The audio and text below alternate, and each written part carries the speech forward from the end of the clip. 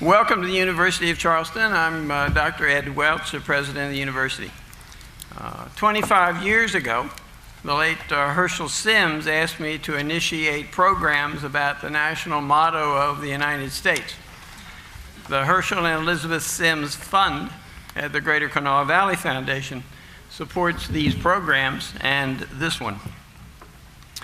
I think we should have an engaging, interesting, informative evening tonight. We're going to focus directly on the national motto of the United States, "In God We Trust." What do those words mean? And what does it mean to us that this is our national motto?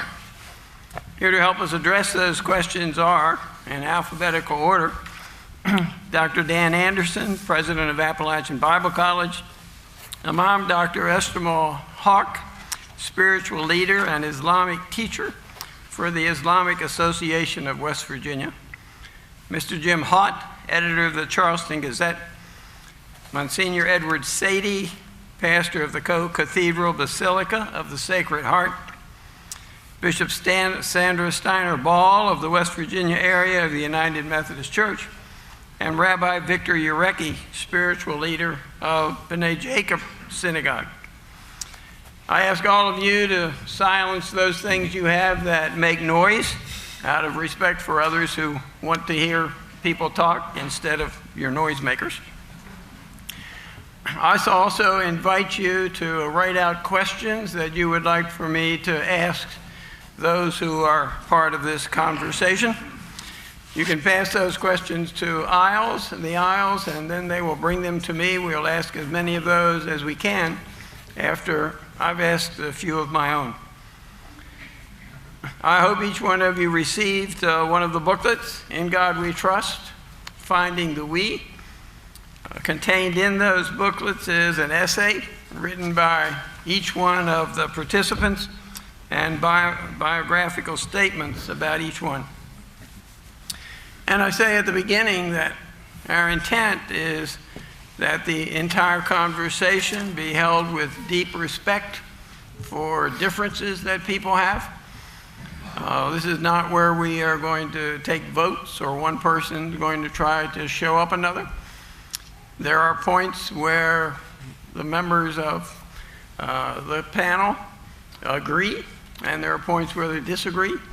And what will make the conversation interesting and informative is to have an atmosphere in which they can share those points of agreement and those points of disagreement. I told them that I'd begin by asking each person to make an initial comment in response to a question before we open it up to more general conversation. And so by not the luck of the draw, but by the misfortune of what intrigued me as I read the essays, I wanted to ask Monsignor Sadie, I'm going to get that right one of these years. Both Monsignor Sadie and Rabbi Urecki in their essays talk about their personal journeys, their life journeys. And so I wanted to ask Father Sadie to say a word about what is that journey that you have had that led you to appreciate the national motto of the United States.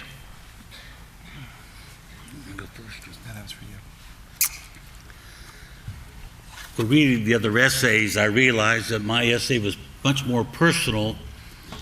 I suspect that humanism, secularism is emanating from our universities, and I was either protected or insulated, never having attended a secular university until late in life, and only for a Latin degree. So my experiences are quite unique, maybe. I went to a parochial grade school taught by sisters from Germany, and again, very religion permeated school. After that, I went to a high school seminary, then a college seminary, then a university seminary. So as I say, I was pretty insulated and protected. In God We Trust has been part of my life. From the very beginning, I recognized religion has a very important role in my own upbringing. My parents gave me a good foundation. The sisters knocked it into my head also. And then later, seminary, I chose repeatedly every year to go back and become part of what I considered God's mission to the world. So here I am today, a Catholic priest in West Virginia, continuing to trust in the Lord. Rabbi Urecki, you also told about your personal story, about your personal journey, and what you take away from that, and would you share that with us? Sure. It's a blessing to be here, not just because I'm with such a great group of people here, but I'm able to share it with my parents, who are immigrants like I am to this country. In God We Trust for the Jewish people has always been something that has resonated with us, primarily because if you've been watching the PBS special on the story of the Jews, which aired on Tuesday, the story, I guess when you think of Jews, we think of religion, we think of culture, heritage. Judaism and the Jewish people is a story, it's an adventure. And unfortunately, the adventure for the Jewish people has been checkered.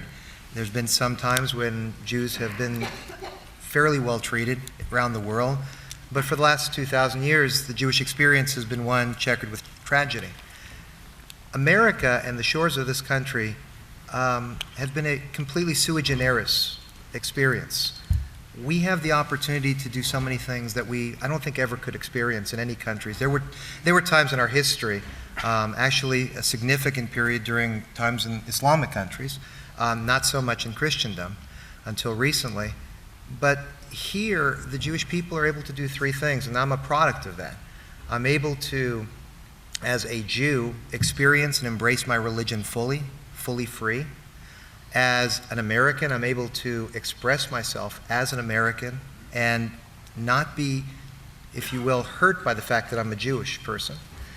And also, and this is something that has been one of the great treasures I've had being in Charleston for almost 30 years, I've been able to have a spiritual dialogue, being able to talk with other people in other religions, widening my understanding of the Spirit, widening my understanding of what God is, having conversations with Muslims, Christians, atheists, Hindus, Buddhists, constantly on panels like this. I know that you said for us to relax before we got up here. This is the most relaxing setting because for 30 years, that's what we do here in Charleston. And that's the American dream. That's what the American experience is. It's a wondrous experience. And I guess when we think of In God We Trust, we finally have found a place where God has not disappointed us as Jewish people. We've been disappointed in many, many countries. And when we came to this shore and saw the Statue of Liberty, Ellis Island, those memories remind us that God is truly with us. The other four participants talked in their essays a little bit about who that God is that is talked about in God We Trust. So Bishop Steiner Ball, you say that you think In God We Trust itself is a general statement about faith. What do you think are the characteristics or the nature of the God that is being mentioned or conceived in that national motto? When I think about God, I think about the creator of all that is, the movement of life. And so one of the characteristics that I equate with the national motto is being a part of that movement of God that takes us beyond ourselves, that calls all people together to work for the greater good of the whole. I believe that we are all created in God's image. We might have different pathways in how we get to know who God is. But in being created in God's image, we are called as a community to work for the greater good and harmony of all people. I think that God, in God's love for all of us, hopes that we are the best that we can be so that others can know a just and productive and faithful life. Dr. Anderson, you seem to have a more perhaps specific understanding of who the God is that is referred to in the national motto. How would you articulate your understanding of that God? Well, I think part of my concern is to try and reflect upon the historical intent behind that expression as it was first adopted. And I do believe that in fairness to the historical understanding, the person who first ignited that suggestion came from a very articulate understanding of who that God was. As a Baptist minister from Ridley, Pennsylvania, he, in 1861, offered that suggestion in a conversation with the Secretary of Treasury of the United States, Secretary Chase.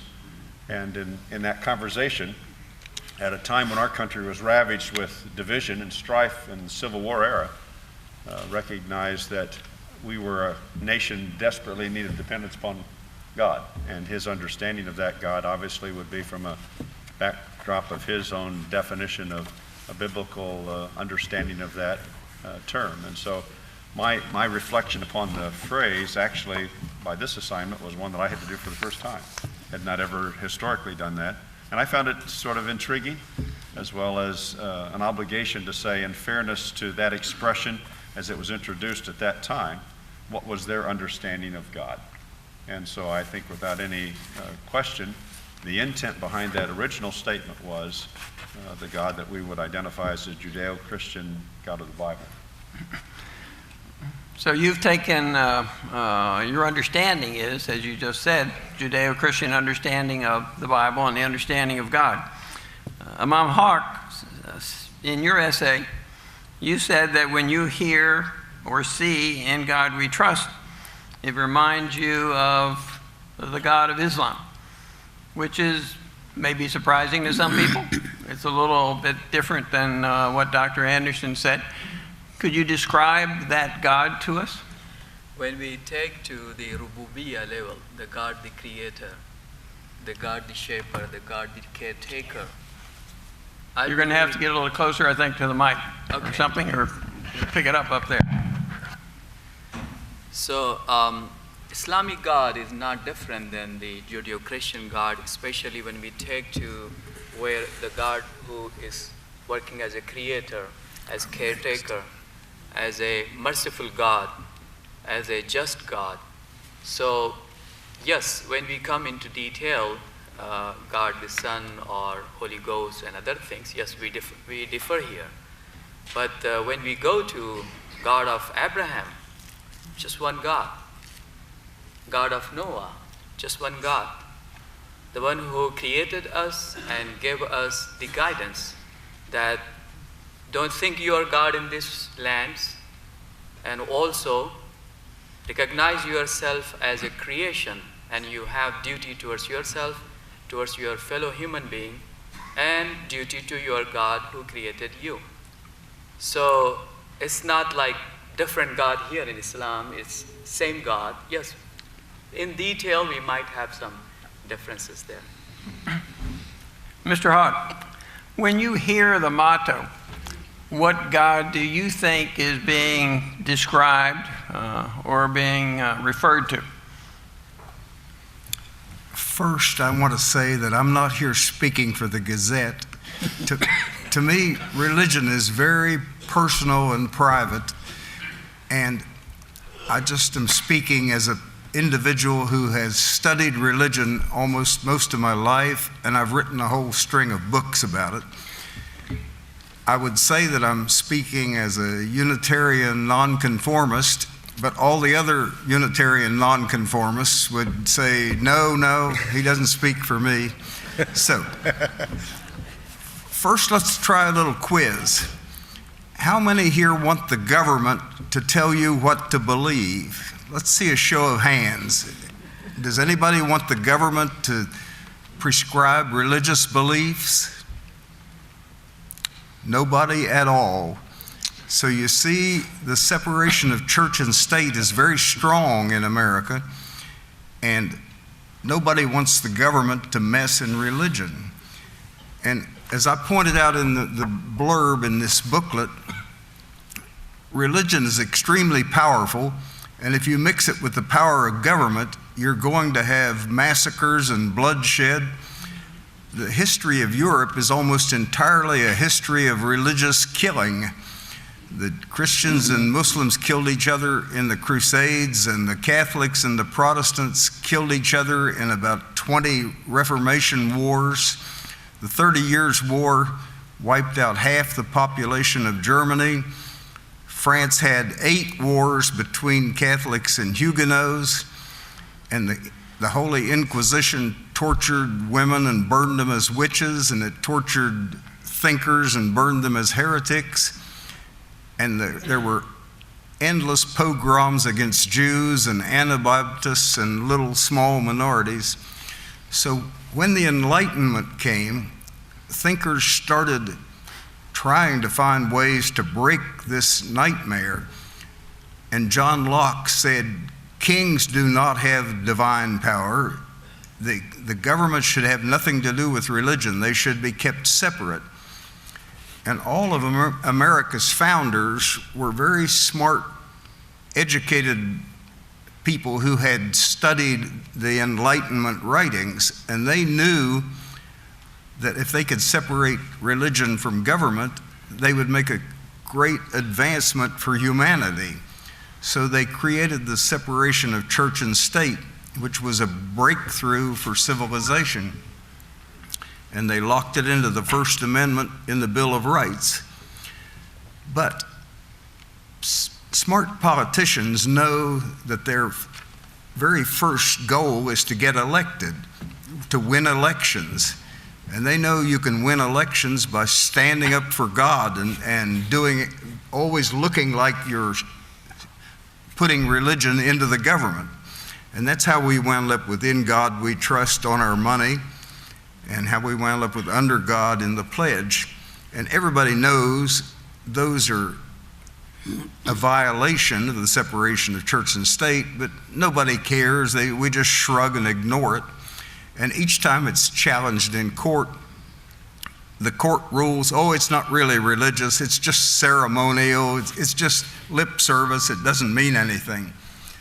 And that's fine with me, I don't care.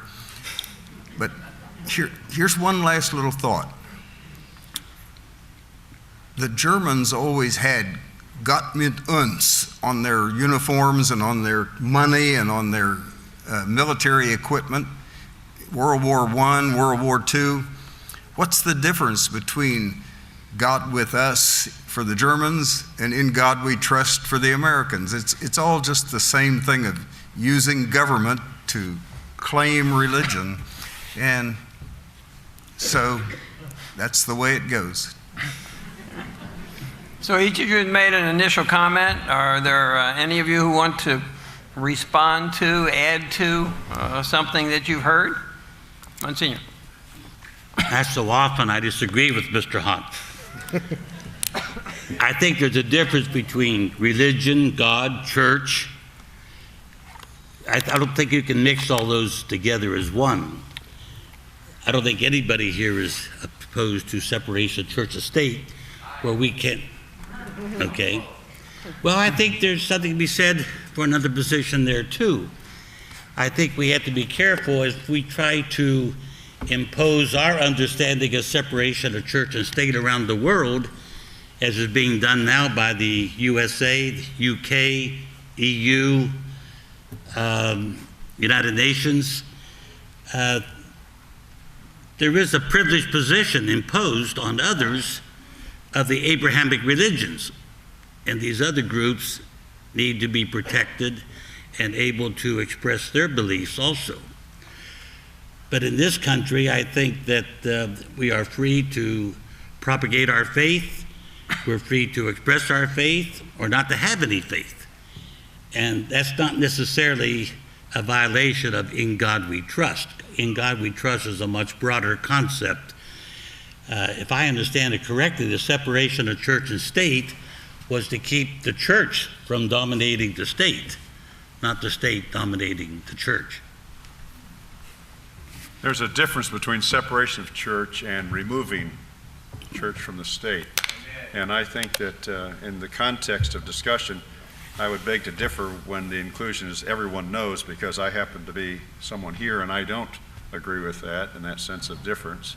And I say that tastefully but unashamedly. I think the real challenge is, what's the authority of our understanding of what we know? And in the midst of American culture, we've been blessed with a privilege of freedom, but it's also been such that there's been a historic reliance upon an absolute source of truth. And I think that my concern would be to say, do I define what should be believed, or do I trust an authority which is wiser and is more capable of guiding me? And in that regard, I would find myself saying, the establishment of church as an established religion is indeed the First Amendment rights. Believe it or not, the First Amendment, the Bill of Rights, was actually a document which was drafted by a Baptist preacher. And so I promise you, he was not excluding God from our country as he drafted that initial document. His concern was that they would be returned back to what they had left as they came to this country, where there had been enforced religious practices governed by the state. And so I think that America's landscape is so regularly immersed with the presence of a recognition of God. All you got to do is walk through Washington, D.C. and see how it is etched on building after building and in place after place. Our forefathers were not wanting to exclude God from the landscape or from the tapestry of our nation. They were truly wanting to recognize there should not be an enforced religion of one voice upon our culture. And so I think it's with great privilege that we can acknowledge, and frankly, the drafting of this very motto was not political. It was such that there was a concern for recognition. Even in the drafting of that, the original gentleman who ignited this interest said, at the time when it looked like the nation might disruptively dissolve, none of us can fully enter into the strife of the Civil War, 1861, and how precarious our existence was as a nation. And this particular Baptist pastor who first initiated this suggestion to the Secretary of the Treasury said, what a shame it would be for our nation to collapse in disaster and have then the successor discussions that would, as it were, unearth our existence, forget that we truly were people who believed in God. And so the coinage was where, sustained review, archaeological digs, etc. Coins are what really traced history. And so the purpose of the national motto initially was to be on the coinage, because that would be something that would be eventually sustained over time. And of course, then it's led to other identities as to where it's referenced. But I just would take, a difference of view as to the fact that it's not a matter of trying to enforce a religion, to acknowledge the reality of God in our country. I think some of the comments that have been shared point to some of the challenges and danger in our national motto in terms of it can be used negatively or perversely in a way that it disintegrates, and we become, the trust becomes a need for protection of self, where we see others as enemies, and then we look inward instead of outward, and that can be detrimental to our country and to the world. In its best, in God we trust, when we look at the trust issue and the issue of security, when we understand our interdependence upon one another as human beings, and that God has given us the gift of this world, as we integrate that belief with God with the understanding responsibility to share what we have with others, that's the trust in God at its best sense, when it opens us up not to see other as enemy, but to see other as brother and sister. And as we work on that relationship, under God, then we are the best that we can be, not just for ourselves and not just for our communities, but for the world. In the Supreme Court, there was always a dissenting opinion, which, of course, that's our friend Jim, but I think I'm actually closer to his view, but from a different angle. I look at In God We Trust, and I don't know if you saw my essay, I don't write the word God out. I kind of find myself looking at mottos, coinage, having God's name. God is too sacred for those type of things. I know you mentioned etched in our monuments. I'm more worried about what's etched in our hearts. And I think these are interesting discussions when we talk about those things, when they're challenged, when people say, when there's prayer in school, etc. I don't think America is getting it wrong. I think America is trying to get it right. I think we're trying to be a more perfect nation. We have synthesized both the ability to worship freely, but also to make sure that everyone is free from religion if they so choose. There's always going to be challenges. As a Jew, one of the things we study regularly is the Talmud. The Talmud is the 63-volume compendium of laws, back and forth rabbis. It should be a black and white issue. You suddenly have 16 different opinions. I think that's what's happening. I mean, when Jim raised the question, it's true, nobody wants the state to impose a religion, but at the same time, we believe in religion. And there's a big gap between those. So there's going to be issues that will come up, and that's what's the beauty of this country. We then bring it before a legal issue. We bring it before a court. The court decides, and we move on, and that becomes the news thesis for our society. I don't think it's a big issue. I'm more interested in people that are religious, able to freely worship. Those people that don't want to worship and don't want that imposed on them have that opportunity. And then when we have these little touchstones together where it gets a little squishy, we can have a court decide on what's the best way forward. So I kind of see your point, Jim. Back in the 50s, the Supreme Court ruled that school teachers could not lead all the school children in prayers because this was violating the separation of church and state. The government was then indoctrinating all those children in praying. Would anybody in this group want to undo that Supreme Court ruling and go back to mandatory prayers for every school child? What do you think?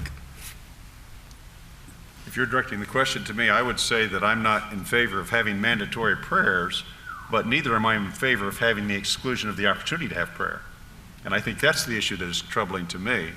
I think that to suggest that there was a mandatory prayer process is contrary to what I would suggest is a freedom of expression within our country. But the tragedy is now the forbiddance of prayer is in many ways then causing offense to those who might believe that prayer should be a part of what they should exercise. And of course, I love the bumper sticker. As long as there are exams, there will be prayer in school. You know, and so. I want to affirm what the dean said, but I also like to mention that's why we started our Catholic schools, because our Catholic children were not allowed to pray as they wanted, or they were not allowed to read their scriptures. They were obligated to read the Protestant Bible and, of course, the Protestant tradition of private interpretation. And we see what private interpretation has done to the Christian religion around the country. I think we also need to make a distinction between religion and church. Religion is basically religio, a binding or bond between God and human beings. A church is ordinarily a particular denomination. But we started our parochial schools actually as a result of what were then not public schools, but Protestant schools.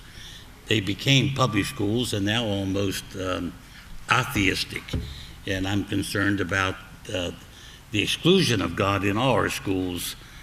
Where it used to be, we were concerned about the imposition of God in our schools.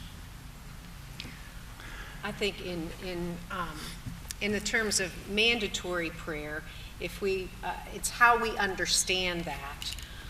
mandatory prayer as in a teacher standing up and praying the way that teacher would pray is an imposition on somebody who might understand prayer differently.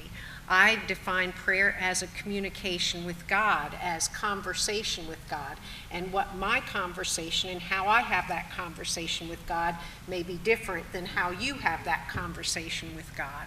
And so it's how we understand prayer in school. We don't want to use prayer as a manipulative practice to force our point of view on a student body. But in terms of encouraging conversation with God in the way that it is practiced by different individuals, I think ought to be encouraged.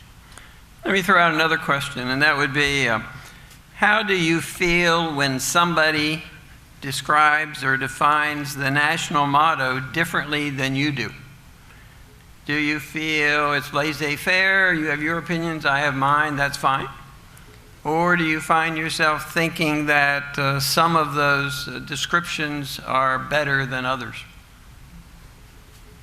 You're asking me? No, I know, just anybody who wants to respond to it. I don't see how there can possibly be different interpretations. It just means we trust in God. And I don't want to be too sarcastic, but I'd like to throw in that there are other American laws that make it a crime to trust in God. We have this news story that comes up year after year. Some parents, their little kid gets desperately sick with a fever or diphtheria or something, and they say, we're going to trust God only, and we're not going to have any doctors or hospitals or medicine. So they all gather around the bed and they pray and pray until the kid dies, and then the police come in and charge those parents with felony child neglect causing death. So in that sense, it's a crime to trust God. And I don't know how you resolve that. When the parents go on trial, I wonder if any of them ever said we were only following the national motto.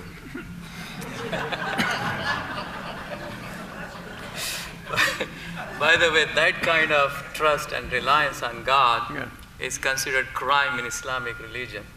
So we are on the same page. We also will be disagreeing with the folks who are making prayer or not rushing with that boy to the hospital.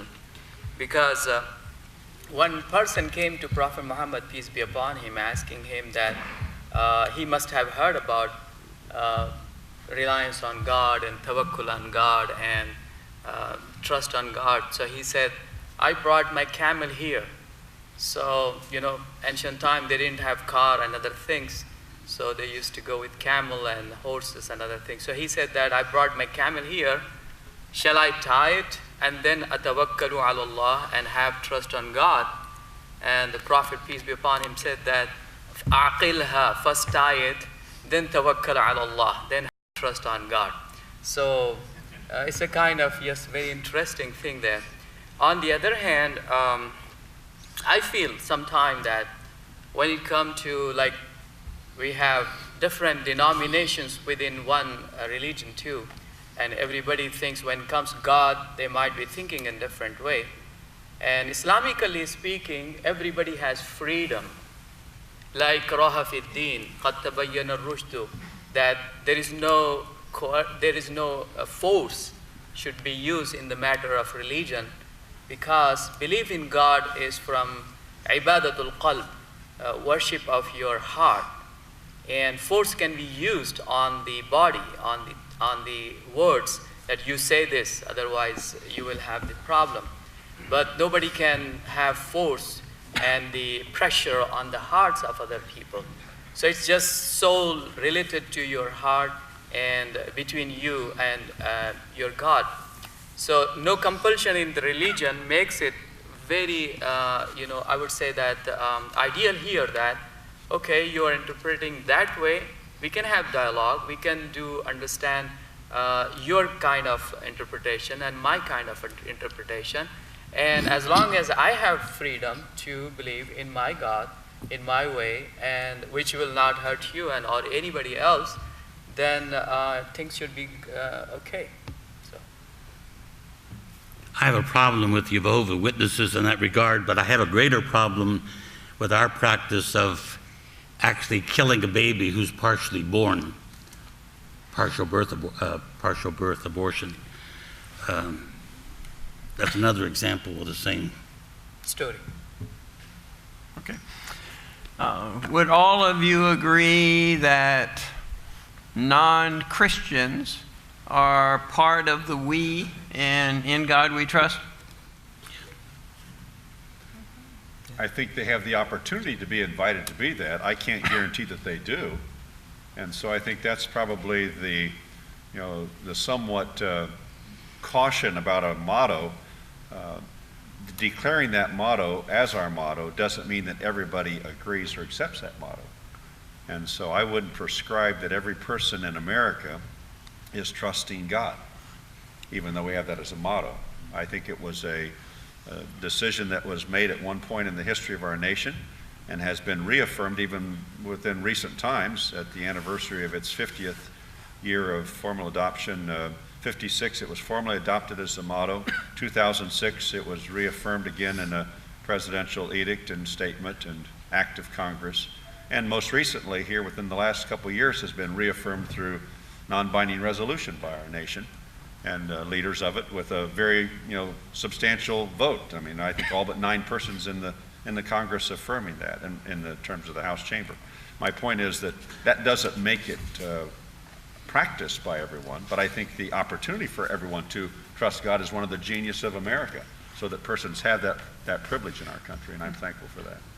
So again, you're reiterating that it's a personal choice. It's not an imposition that the country is placing on individuals. I would. Okay? There's not a specific creed that the country is asking everyone to adhere to or follow. Secularism is growing with rather astonishing speed in America, and there are now something like about 45 million Americans who do not go to church. So the motto should be adjusted to say, in God most of us trust. Okay? Well, that leads us to a related question that some of you have touched on, but what is the significance for the country, not for individuals? What's the significance for the country that we have adopted this as our national motto? I understand I have a choice as an individual to decide whether I believe in God or not. You've articulated that it is popular as a motto that has been approved by Congress, etc. What does it mean that we've adopted it? Anything? Or is it so generic and so laissez-faire that it does not have much significance that we voted to adopt it? I think we started by the conversation, if I'm not mistaken, that most people didn't know that was the official motto. So I think most people don't care. I think it's, again, when you ask the question, what does in God we trust, I start thinking about it. But I will tell you, when I see it on a license plate in South Carolina, I'm not that comfortable with that. I don't think the name of God should be on a license plate. When I see it in money, I'm not that comfortable with it. I'll make do because, I've got other important things in my life.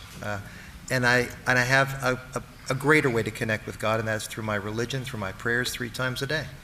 I don't know how many people really think about the motto. I don't know how significant it is. And I think the more I think about it, the more uncomfortable I probably would get, because I start looking at that and saying, what about people that God is not a part of their lives? I know we've said we wanted to invite them into that conversation, but that's not our right to do that, nor our obligation, I don't think.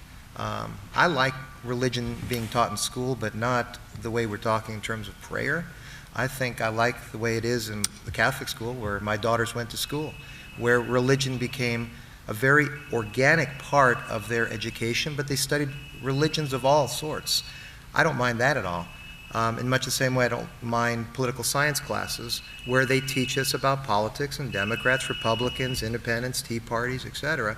But I would not feel comfortable with a teacher getting up and espousing one party. And I think that's where it gets squishy, and that's where I think we're getting it right. And I think when the questions come up, people have a tendency to dig their heels, secularists on one side, religious people on the other. But I think we should each take a deep breath, and we live in this country that allows full expression, but it also recognizes that we're trying to be a secular society that gives that opportunity for people to both be in a relationship with God and out of a relationship with God. Any other comments on that one? I would just draw upon one particular thought that again, is traceable not to me, but to the scriptures that says, blessed is the nation whose God is the Lord. Psalm 33:12. And I am grateful for that reminder. And so I agree with Mr. Haught that it's a shame that our rising absence of religious practice in this country and the diminishing, recognition of a need of God in this country. And I think it explains some of the dilemma and the disaster of our country. I think that as we remove ourselves from a recognition of our dependence upon God as the giver of life and our accountability to God as the one to whom we're going to answer for life, in the meantime, we should live within that parameter of understanding. And so I think that the blessing of God has been promised with his own declaration upon a nation whose dependence and awareness of God is there, and the absence of that is only an initiation and an invitation for disaster. Well, in Europe now, church membership is down to something like 10%. Yeah. It's virtually extinct in Europe.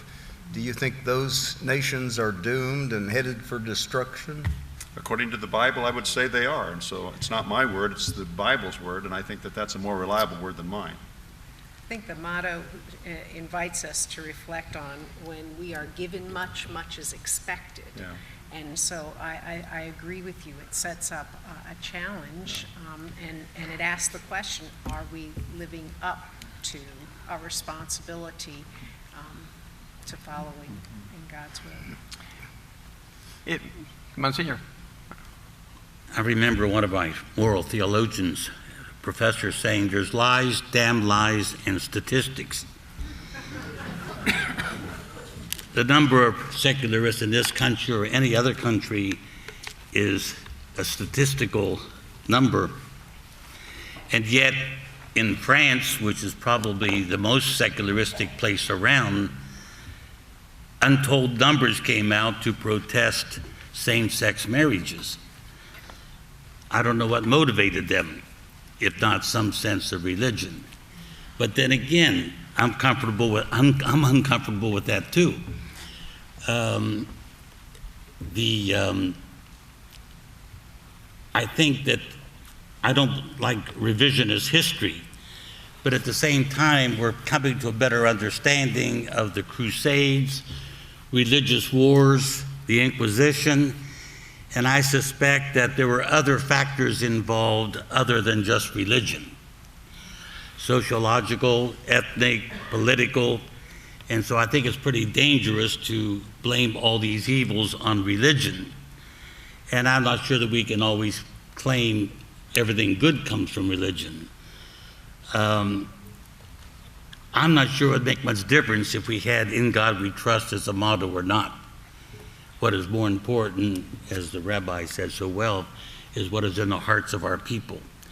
And a relationship with God, I think, is basic to all of us, whether we explain it as Catholics, Protestants, Jews, Muslims, or otherwise. I suspect even a sense of atheism is somehow some type of religion. And I think we all profit from following our conscience as we think we should. I think I can forecast some of the responses to this, but I have to ask, if you were in the United States Congress and "In God We Trust" was proposed to be the national motto of the United States, would you vote for it? No. Probably. If I want to be elected, yes. But if I want to serve one term now. I want to repeat the last. But if I want to serve one term now, I would vote against it. I would be in favor of it out of a desire of a focus that I would want our nation to aspire to, but I would not vote for it with an understanding that it was actually going to make it happen, because you can't legislate righteousness. Okay. Want to comment? No, I would agree. I would say that, again, compulsion, forcing upon people is against Islam. So if it's not like just one Islamic country and a mixture of people are there, and minorities, majorities, different kinds, and I would say that I would have stayed away from that. So it's difficult to say, but yes. In our little blurbs we wrote, I told a story about one of our Unitarian ministers who used to say, now I know some of you here are offended by that label on your money, "In God We Trust." So here's your chance to eliminate part of it. We will now collect the morning offering. I was going to try that. I just think turn in your credit cards and we'll take them all. Can you You know, hear I think folks? it's unique Sorry. that in our country we have conscientious objectors, and they're respected and acknowledged by the government. Okay. Can you hear folks? Some yes, some no? Okay. Try to move up to mics then if they're having a difficult time hearing, because that's what it's all about. Mr. Haught says that to have "In God We Trust" as a national motto is contrary to separation of church and state. There are lots of issues where this balance between when is a public position a representation of religious belief and when is it not. Does the national motto violate separation of church and state?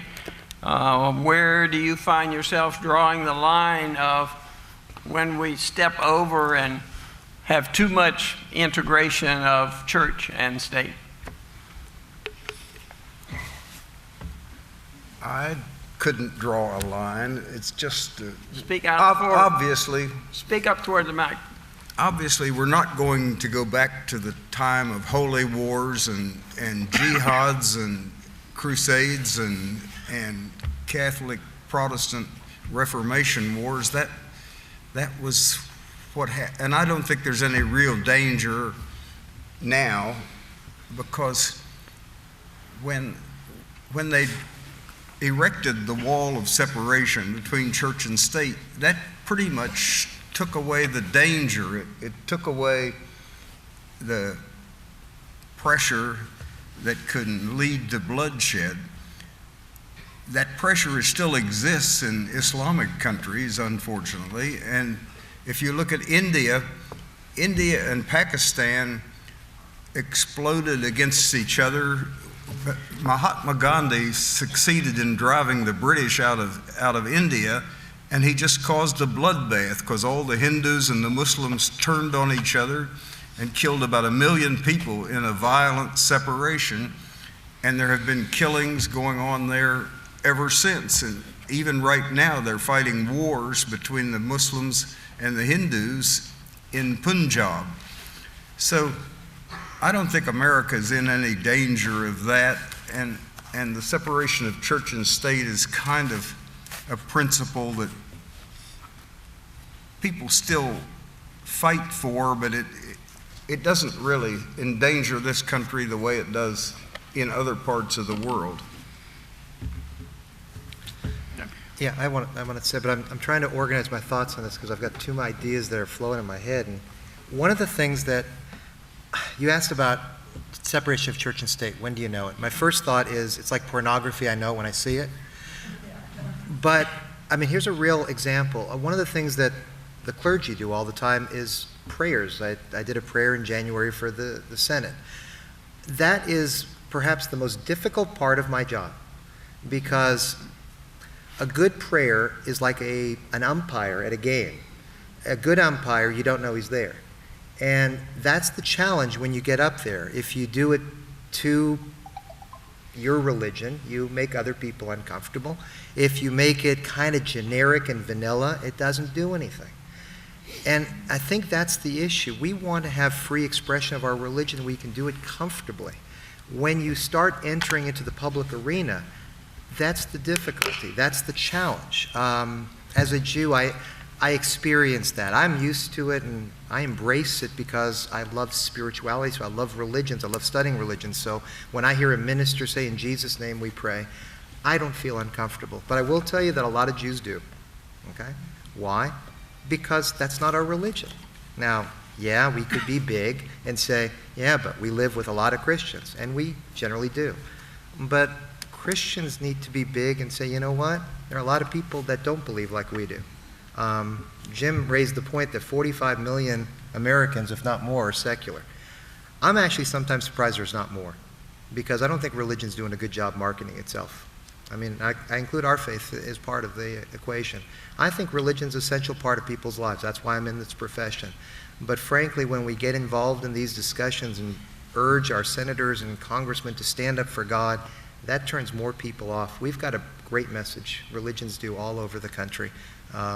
And yet we spend our time worrying about these nonsensical things which don't bring a single person to our faith. If India and Pakistan supported religious liberty, there would not be the problem. But I think we have to be careful of exporting our understanding of religious liberty.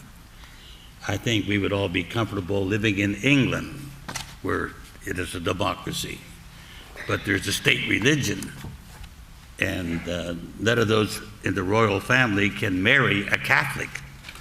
They can marry a Jew, Muslim, an atheist, but they cannot marry a Catholic. That doesn't bother me. I don't care what England does. I think there's a little history there on that one. But, yeah. There's a little history there on that one. That explains that. There was Senator a Byrd were period. here, he'd name off all those kings and queens for you, too. A question for Mr. Haught. Separation of church and state comes from the First Amendment, which forbids the establishment of a state religion. How does the national motto establish a state religion or force anyone to be of a particular religion, etc.? Well, originally, all the colonies had, or many of the colonies, had their own established churches, and it was mostly the Anglican Church of England. And originally, when George Mason started crusading for the Bill of Rights, he was trying to stop states from having established churches supported by tax money. And so that's why they call it the Establishment Clause in the First Amendment. The Congress shall not establish any religion.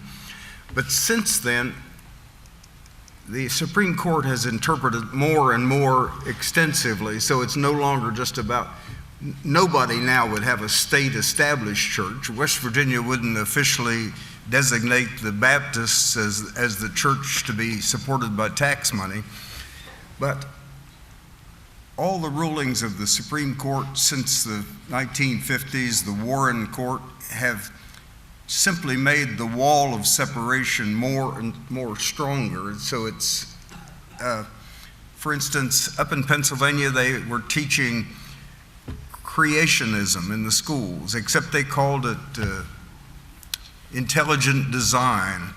And about 5 years ago, there was a big case in Dover, Pennsylvania, where the courts ruled that if you're teaching intelligent design, you're teaching that God created the world, and that's religion being practiced in the schools and imposed on the school children. So therefore, they outlawed intelligent design in Pennsylvania. Well, now you could argue that is not an establishment of religion. That's not the government setting up a church. So, but the court has increasingly ruled it just to keep government out of religion and don't have the schools teach any religious doctrine like the doctrine of intelligent design.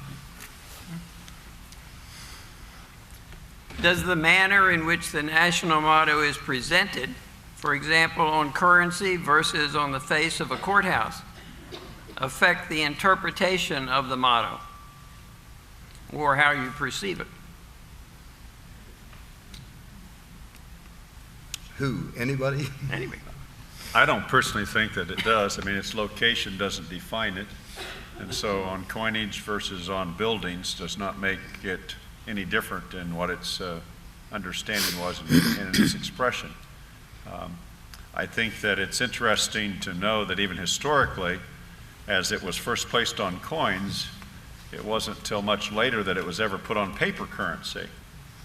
And the paper currency observation, again, was interestingly observed by an usher who was collecting the offering in a church on a Sunday service.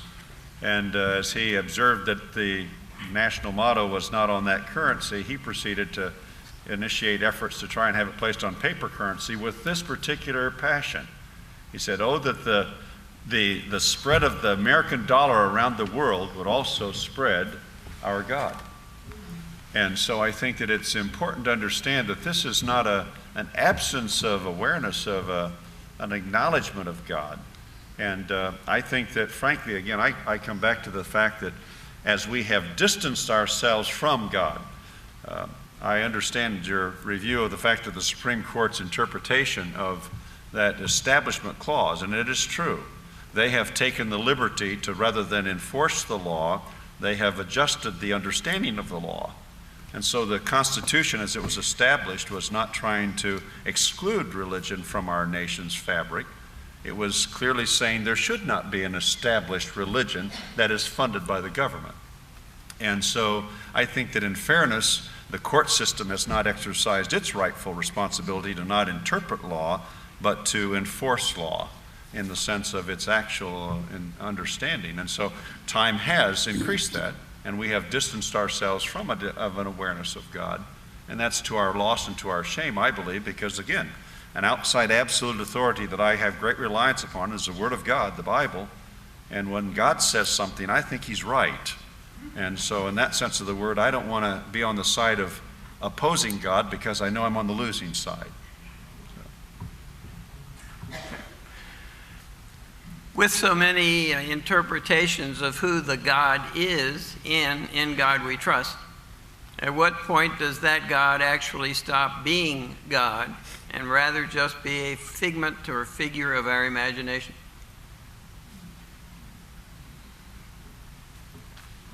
That question could be debated until tomorrow morning, and we've got a there little never time. would be any agreement about what it means.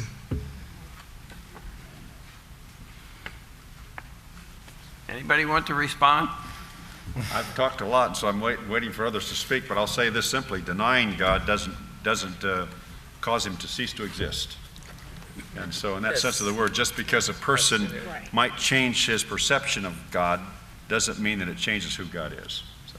But I think in the right arena, that conversation's good. In the wrong arena, it's bad. Politics in the right arena is a wonderful discussion. But we are a secular country. I mean, I know people want to disagree on that, and maybe just a few of us might agree on that. We're a secular country filled with religious people. And that's the beauty of this country. When we start having our discussions about God, the secular public arena is not necessarily the best forum. I think it's the conversations we're having here, conversations we have in churches, synagogues, mosques, and temples around the world, and around this country most particularly. Yeah, we have different understandings. I'm sure that if we started breaking down this discussion, and we have some great religious scholars here, we would each have a different understanding of the one God that I think we all believe in, and I think we might start chopping that up a little bit differently. But why do we need to necessarily have that on our currency or on our walls, etc.?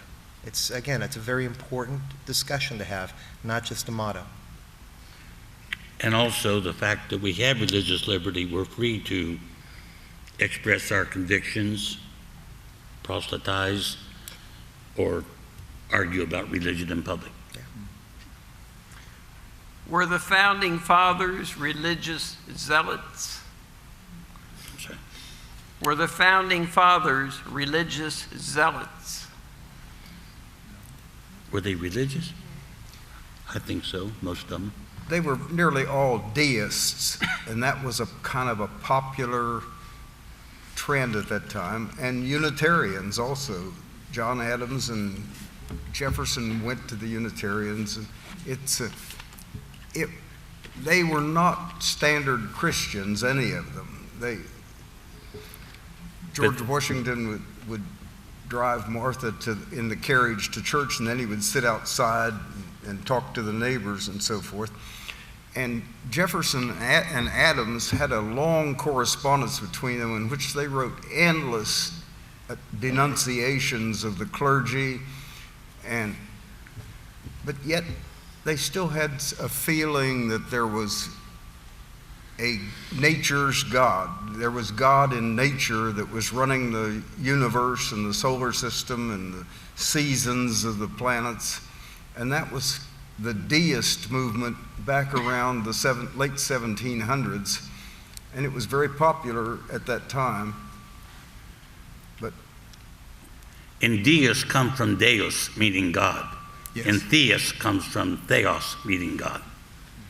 I don't think that they were religious zealots. I think was a belief in God that's it's not so different than today. Many of the surveys say that the large majority of people profess a belief in God. However, that belief is not lived out in the practiced life of faith. And so I think that similarly, from what you just said, we're in a similar situation today, only today we don't talk as freely about God and faith. Why is that? I think it's because people fear that they might find out that they're wrong in their belief. I think it's fear that people think they know the answer because they've read the book, and when somebody challenges an idea, that kind of throws them off base. We used to be a society that learned in the course of debate and conversation. And in that debate and conversation, we had learned to value other people and other people's opinions and positions, but we in the society have gotten away from respectful conversation about difficult issues. I think a part of that has to do with our technology age. We've forgotten how to build relationships.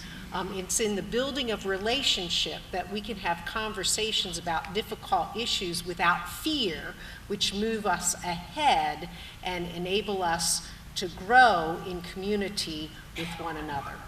I think it's a great point. I think that's one of the problems we have a tendency with regards to religion to not want to leave our comfort zone. We stick to our talking points. And I speak very personally.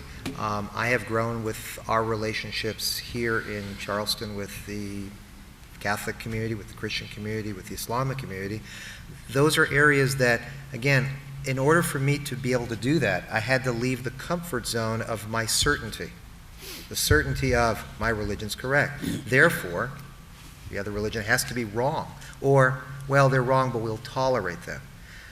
That's not the conversation. That's why for the longest time we've separated. When religious people are able to break that certainty down a little bit and realize we're not God.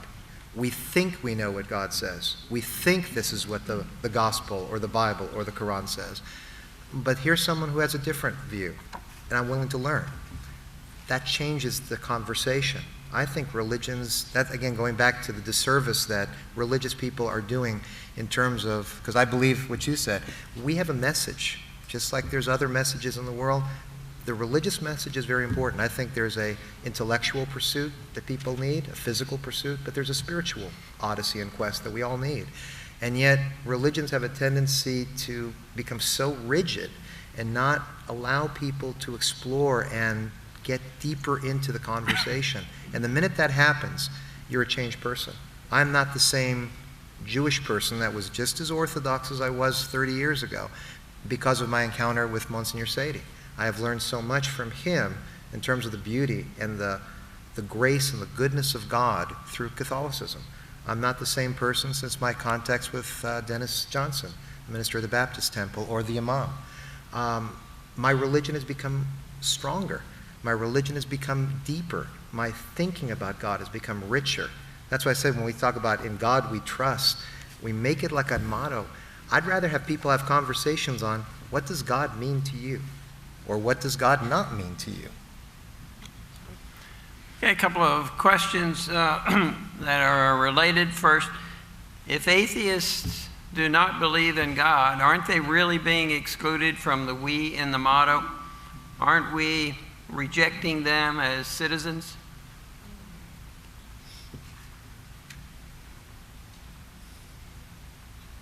Well, I assume they just ignore it and pay no attention to it. That would be, As long as the not take it bill is personally. working. As long as the dollar bill is working, they should just ignore it. Mon, They speak probably- that way if you will, please. Yeah, I mean, like, for some people, absolutely, like, as long as the dollar bill and coins are working, we don't care and we don't worry about it. And as long as the value is going higher, then we don't worry about it. But as I said earlier, Islamic perspective, yes, in God we trust. God is part of our daily life. But when it comes to imposing on other people, Quran clearly says that la ikraha fid din, there is no force, there is no compulsion upon other people. So there you go.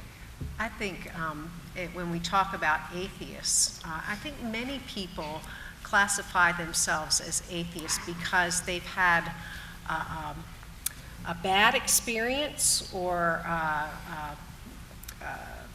an unsatisfying or experience with religion or a religious creed.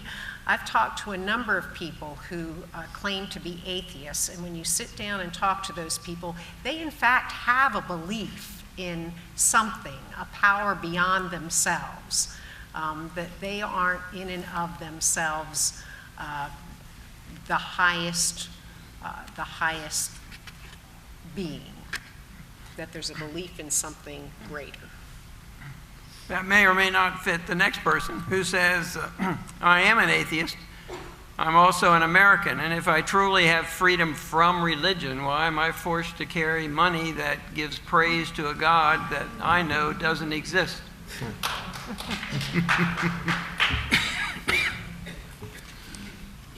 Again, I would say that the historic background of that is such that there was a time in our nation where the thought or desire was to not impose religion upon persons, but to acknowledge a dependence upon God who was indeed able to bless or to punish. And I believe that's not an errant view. And I know that, again, my reliance is not upon my opinion. I'm very reliant upon a source of truth, and the Word of God is what defines that. And so I place myself under that authority and find myself, and I'm really intrigued with the rabbi's reference. I couldn't agree more that I think it's important for us to certainly explore the necessary relationship with God. And I'm so thankful for that personal experience that was my privilege as a child, to be guided by my parents, to understand that God loved me, and He loved me so much that He gave His most prized possession to make possible my personal relationship with Him.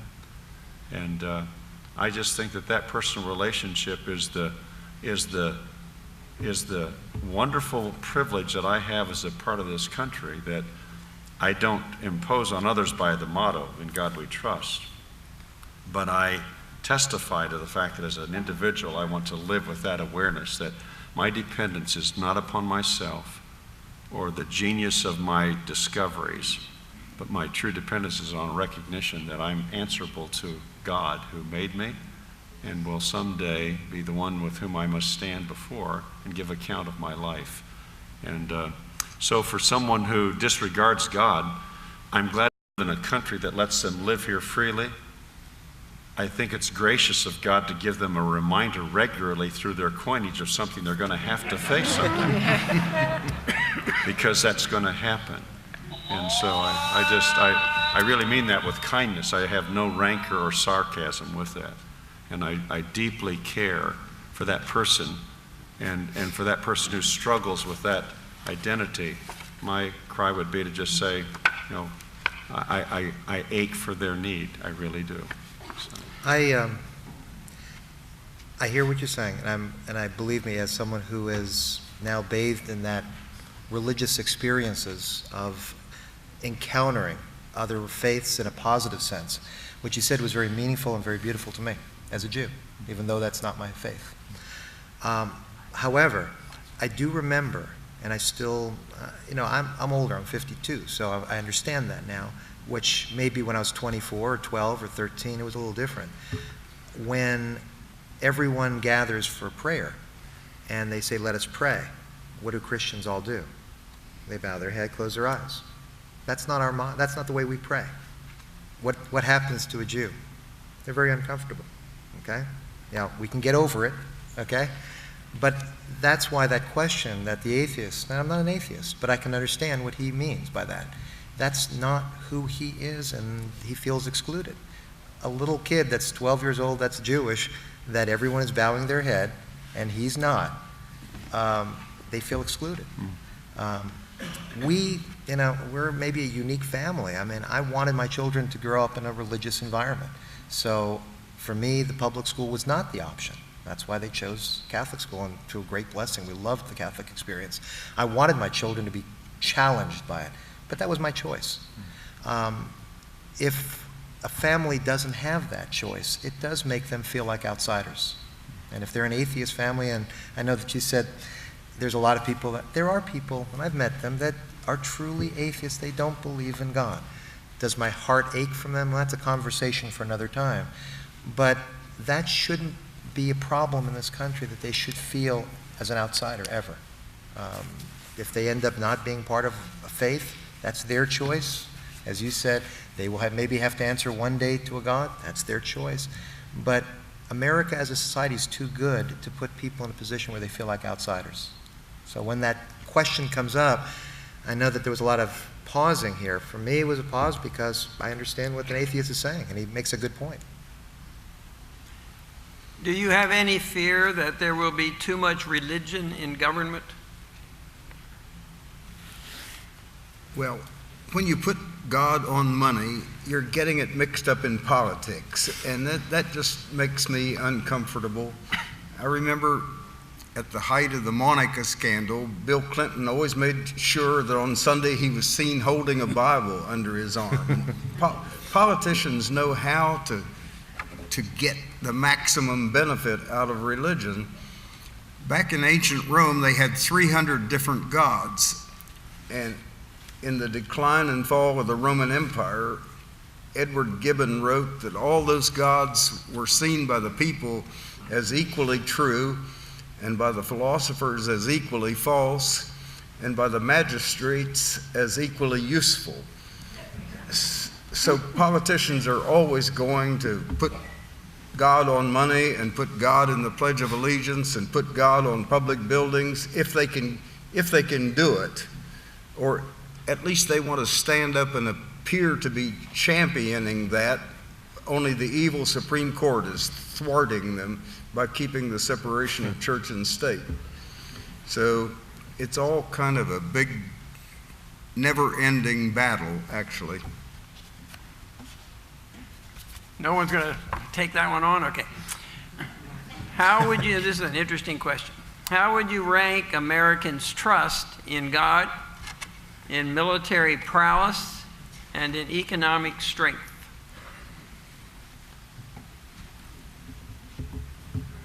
Can you repeat the question? That's like Yes, apples and oranges. They aren't, listen. How would you rank, and I assume, which do you think are more powerful or more prevalent?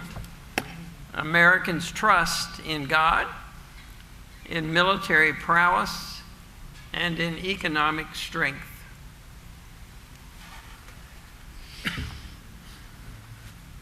What do we really trust?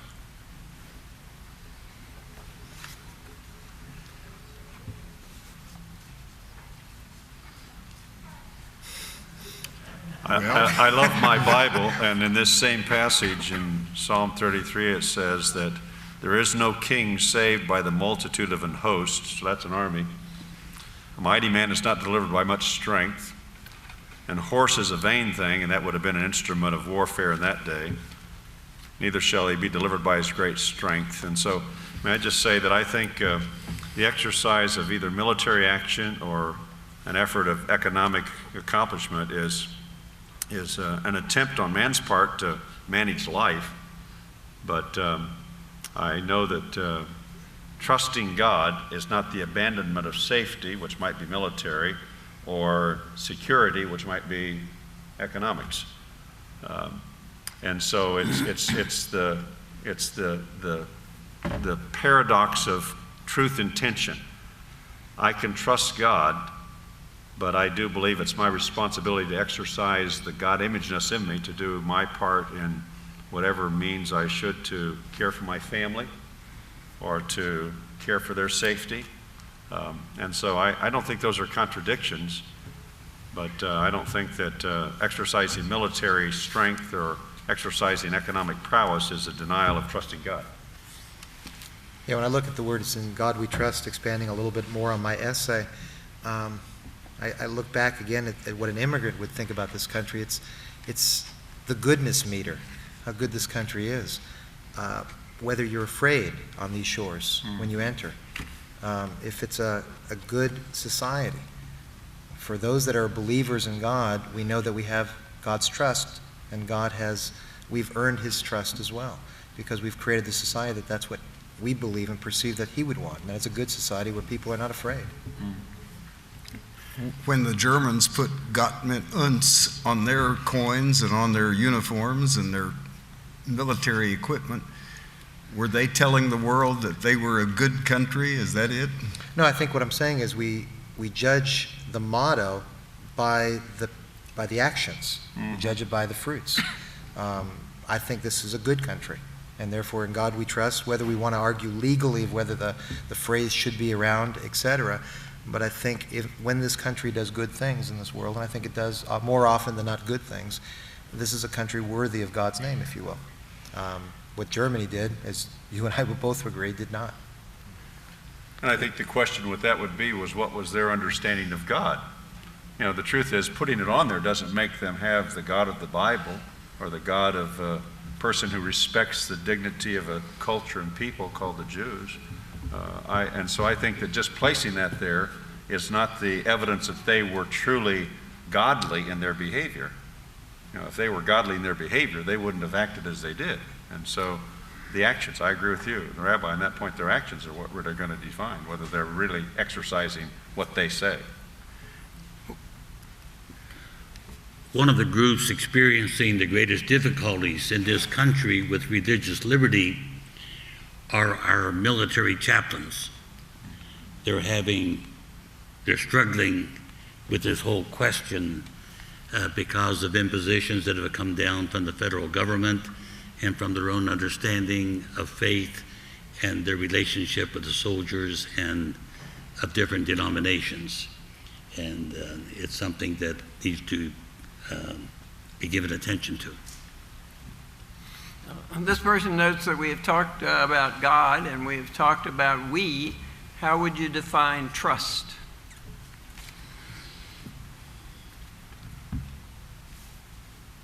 I would suggest that trust really means hope, trusting and hoping in the Lord.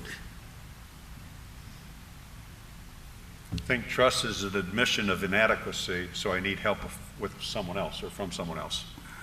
And so I think that's a toughie for us in our sort of self-accomplished world to admit that we need anybody.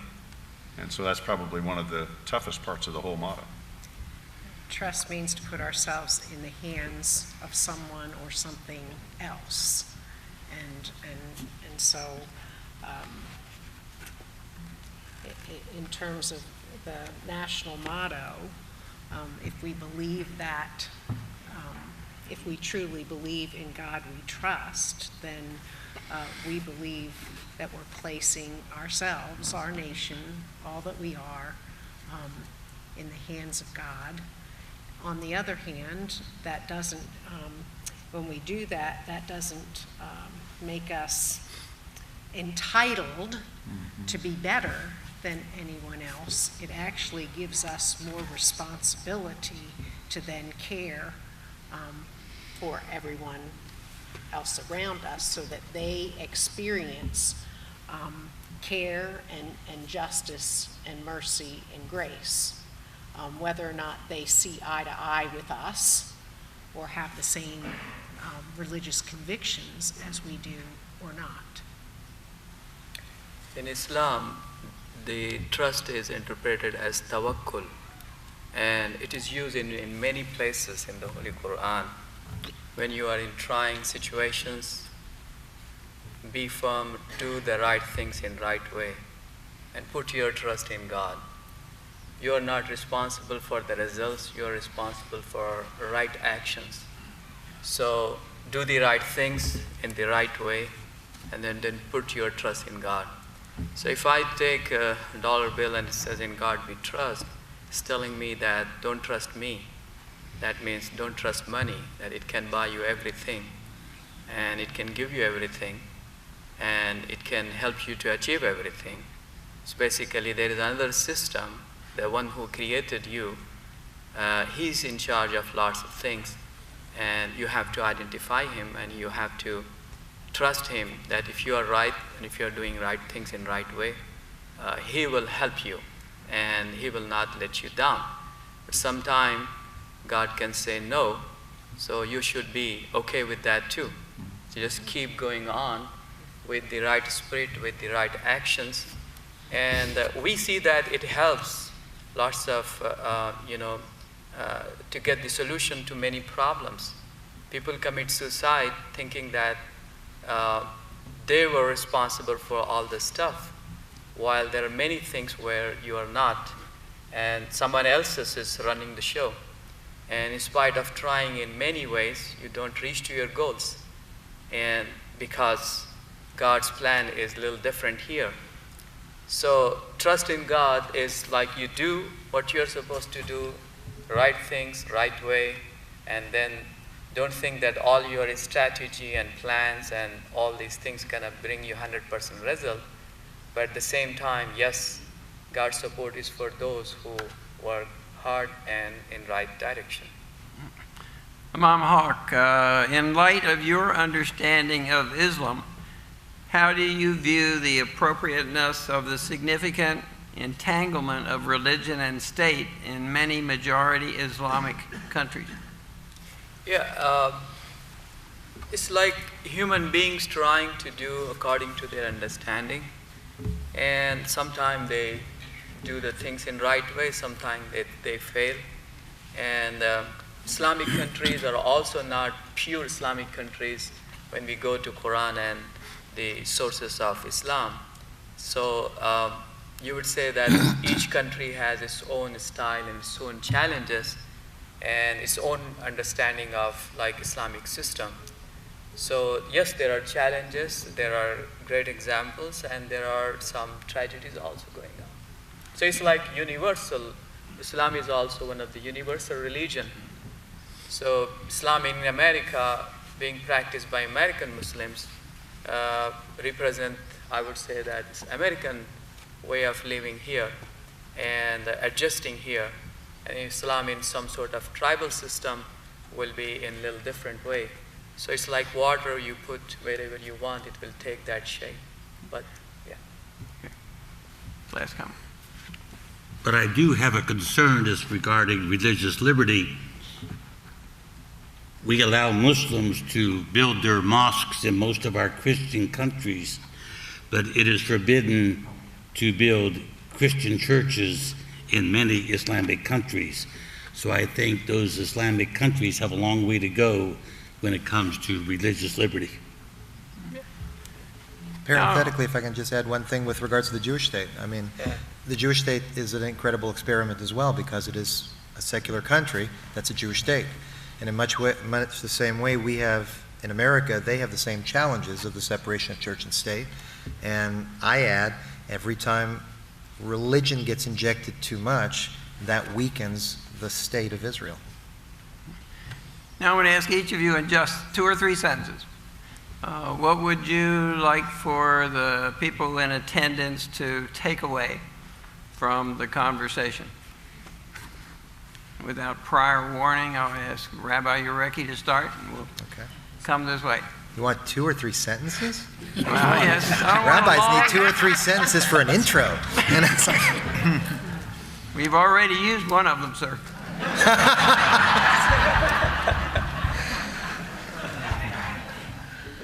I think what we should take from this is that I think religion is alive and well in this country. I am not afraid about a war against religion, nor am I afraid about a war against those who are not religious. I think these are the typical challenges that a secular society that's trying to get the idea of separation of church and state correct.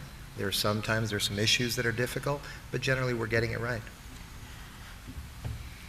I would just urge all to reflect on their own relationship with Christ or with God, and also to reflect on your own trust in God or trust in self.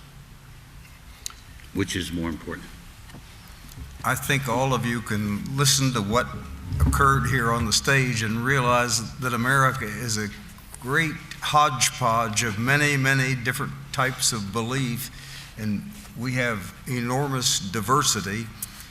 And diversity actually is a kind of a strength, because no one group can dominate and oppress another group.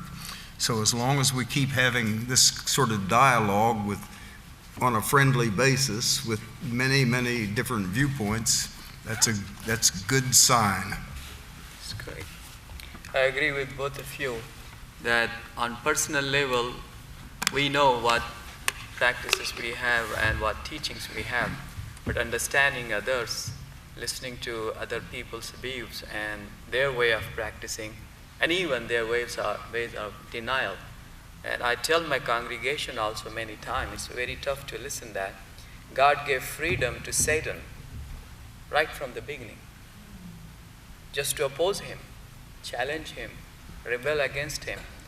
So everybody got a chance, as long as we try to understand each other and live in harmony. And peaceful dialogues are the only way of learning about each other. And then, as Holy Quran says that, then God will judge you. He is there to judge you. And يَفْصِلُ بَيْنَهُمْ يَوْمَ الْقِيَامَةِ, He will judge you, each one of you, if you excelled in your endeavors and in your duties, or if you failed. So let Him judge. Okay. And I would agree. I think our purpose here is not to judge. That's in God's hands. I think our call is to care for one another. So I think the takeaway that I would want to encourage is that you look at your neighbors, at one another, to see them as valuable, as beloved, and as part of the human community that can do better for all when we have conversations that are healthy and respectful, and that when we wrestle with tough issues, we'll grow together to be in a better place. I'm not used to this position with a name that starts with A. You're usually first, so thank you for being my friend and letting me have this opportunity. And I do want to say a word of thanks to you, C, and to you, my friend, for this privilege. And those are not my sentences. I was just When we were asked to do this, we were asked to reflect upon this motto in a personal way. And it gives me great privilege to say, as I personally reflect upon this motto, what I would like to leave is a sense of gratitude for a heritage that was rooted in my life through my family and through my heritage spiritually, that led me to place my trust in Jesus Christ as my personal Savior, and to truly know that it is a life worth living when I can trust in God.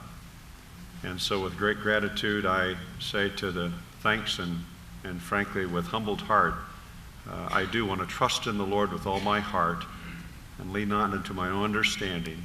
In all my ways acknowledge Him and know He'll direct my path. Proverbs 3, 5, and 6. Please join me in thanking the panelists for sharing. We do not always hear this kind of sharing.